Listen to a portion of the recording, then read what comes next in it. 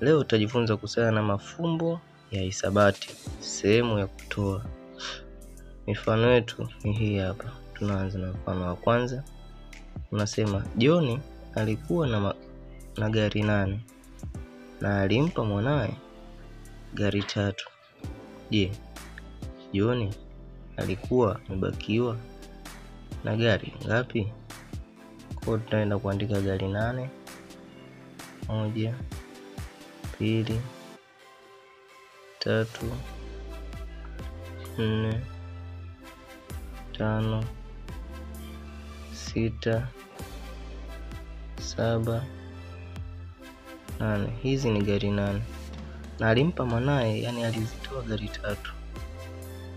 1 2 3. Alibakiwa na ngapi? 1 2 3 4 5.